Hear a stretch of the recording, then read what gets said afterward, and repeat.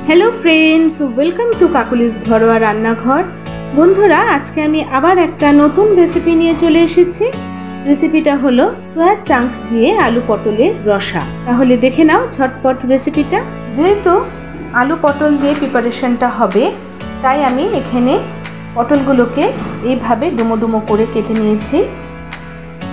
पुरो खोसाटा छाड़िए निয়ে নিই। माझे माझे एकटू एकटू करे खोसा आमी रेखे दिएছি।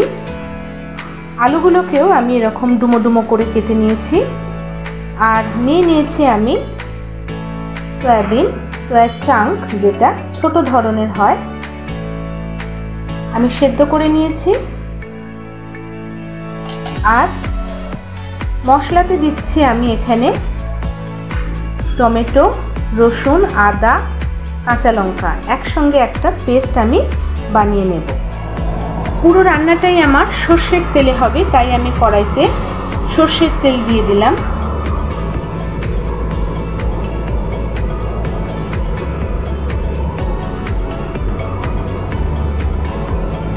তেলটা আমি একটু গরম হতে দেব। বন্ধুরা, তোমাদের কাছে আমার একটাই অনুরোধ, আমার রান্নাগুলো তোমরা স্কিপ না করে পুরোটা দেখো। যে সমস্ত বন্ধুরা আমার চ্যানেলে নতুন আছো তাদের কাছে আমার একান্তভাবে অনুরোধ, আমার চ্যানেলটাকে সাবস্ক্রাইব করে আমার পাশে থেকো। আর যে সমস্ত বন্ধুরা আমার চ্যানেলটাকে অনেক আগে থেকেই সাবস্ক্রাইব করে রেখেছো তাদেরকে জানাই অনেক অনেক ধন্যবাদ। তেলটা গরম হয়ে গেছে। প্রথমে আমি ধুয়ে রাখা আলুগুলো ভেজে নেব। আলু পটল আমি একসঙ্গে ভাজছি না, আমি আলাদা আলাদা করে ভেজে নেব। আলুর মধ্যে দিয়ে দেব লবণ,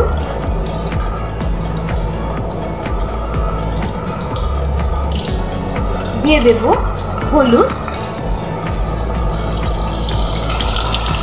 তোমরা নুন হলুদটা আগে মাখিয়েও ভাজতে পারো, আবার আমার মতো এরকম পরে দিয়েও ভাজতে পারো। খুব ভালো করে লাল লাল করে আমি ভেজে নেব।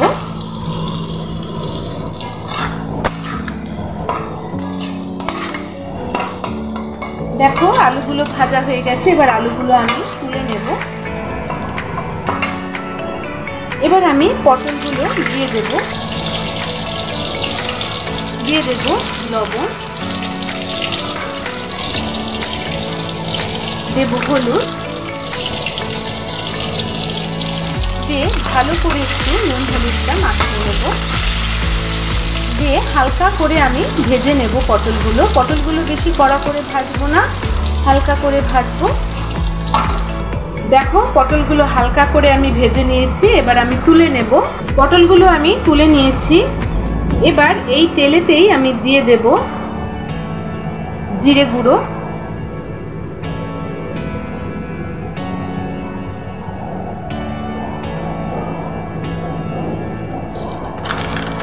ধনে গুঁড়ো,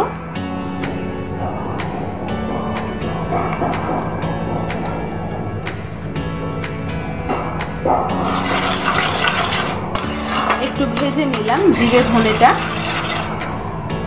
এরপর আমি দিয়ে দেব আদা, রসুন, কাঁচা লঙ্কা এবং টমেটোর পেস্টটা।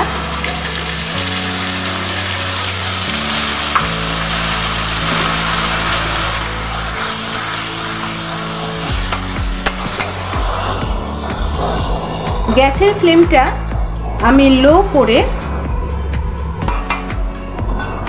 দিয়ে দেব 1 চামচ টক দই।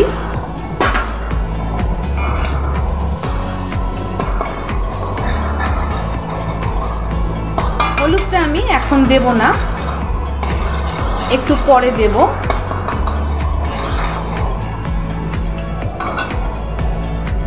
দেখো এখনই কি সুন্দর কালার এসছে।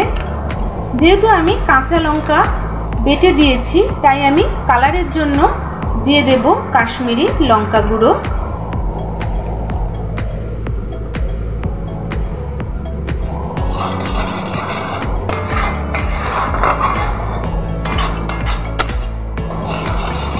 এবার আমি মশলাটা খুব ভালো করে কষিয়ে নেব।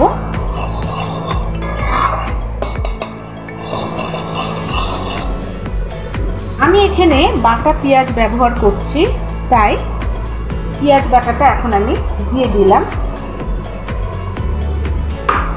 দিয়ে আবার একটু কষিয়ে নেব। দেখো কি সুন্দর কালার এসছে, দেখো কি সুন্দর কালার এসছে। মশলাটা ভাজা হয়ে এসছে, পাশ দিয়ে তেল ছাড়তে শুরু করেছে। এখন আমি দিয়ে দেব সিদ্ধ করে রাখা সয়া চাংগুলো।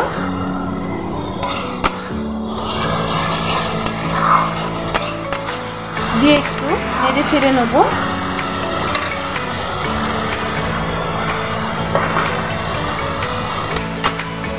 এখন আমি দিয়ে দেব ভেজে রাখা আলু পটলগুলো।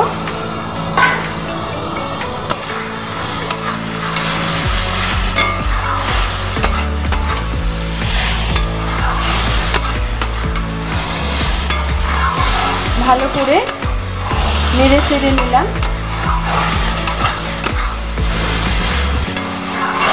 এই রেসিপিটা তোমরা অবশ্যই বাড়িতে ট্রাই করো। এটা তোমরা ভাত, রুটি, লুচি, পরোটা সবের সঙ্গেই খেতে পারবে। খেতে খুব টেস্টি হয়।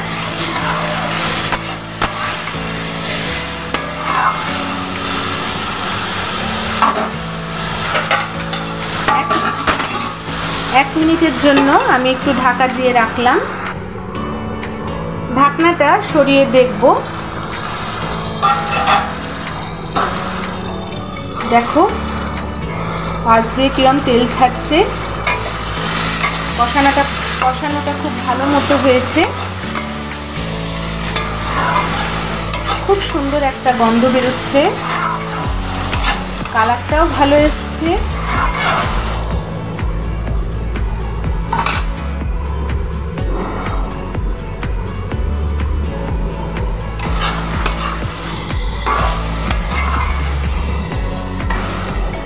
এবার আমি দিয়ে দেব জল। প্রথমে দিলাম মিক্সির বাটি ধোয়া জল, তারপর এমনি নর্মাল জল দেব। খুব একটা ঘন করব না, একটু গামাখাই থাকবে।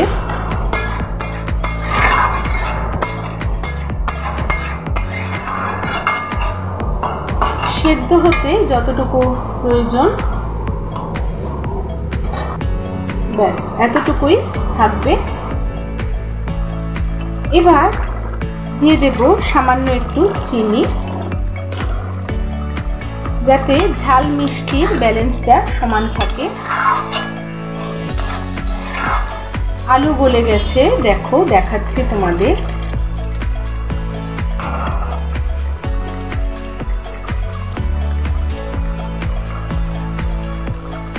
দেখো আলু গলে গেছে।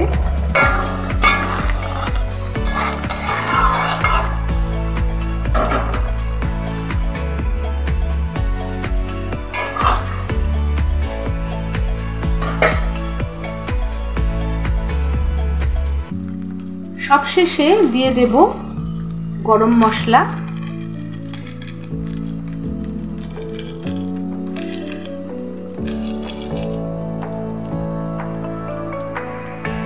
ব্যাস